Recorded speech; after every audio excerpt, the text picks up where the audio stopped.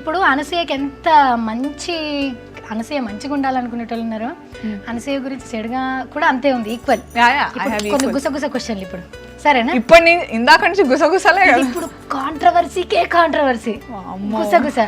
నువ్వు భయపడతావా అనసూయ? అమ్మో, నేను నోరు తెరిస్తే కాంట్రవర్సీ అవుతుంది పాప.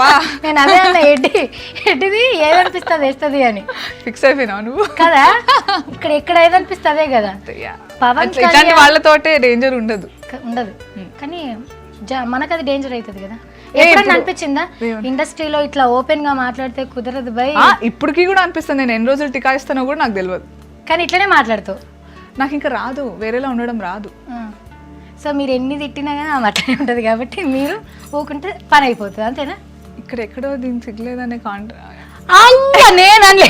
నేను చెప్తున్నాను నేను. అంటే మీరు ఓపెన్ గా అంటున్నారు, అది నిజమే చెప్తున్నారు కానీ పుట్టి చీలలాగానే అయితే చెప్పట్లేదు కదా. కానీ అసలు పవన్ కళ్యాణ్ గారి అత్తారింటికి దారేది అది క్యాన్సిల్ అయింది మాకు తెలుసు. అసలు ఎందుకు అనసూయ అద్దనుకుంది? అందరికి ఒక డ్రీమ్ కదా పవన్ కళ్యాణ్. ఇంతకు ముందు కూడా చెప్పాను, పవన్ కళ్యాణ్ గారి గురించి తర్వాత మాట్లాడదాం. My favourite till date is also Trivikram గారు, వన్ ఆఫ్ మై ఫేవరెట్. ఆయన పంచ్ లైన్స్ కానీ ఈజ్ టూ ఇంప్రెసివ్. ఆయన ప్రతి సినిమాలో అసలు ప్రతి ఆర్టిస్ట్ డైలాగ్స్ ఇంపార్టెన్స్ ఈక్వల్గా ఉంటుంది, every one. So I really admire him a lot.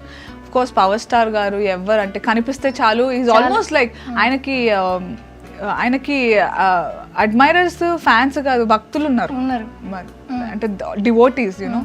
So నాకు ఆ టైంలో ఫ్రమ్ ద చైల్డ్హుడ్ నాకు ఎప్పుడు అంటే ఐ వాజ్ నెవర్ డెస్పరేట్, అంటే నెవర్ నాకేం కావాలి అది వస్తే నేను తీసుకోవడం.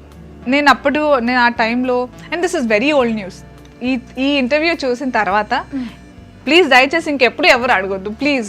I don't want this to happen because వాళ్ళకి ఇబ్బందికరం ఇది. I'm a huge admirer of both of them. Okay, so నాకు అడగడం జరిగింది, బట్ అప్పటికి ఐ హ్యావ్ డిసైడ్, అప్పటికి ఎవరని చూడలేదు, ఓన్లీ పాటలో I don't want be a part.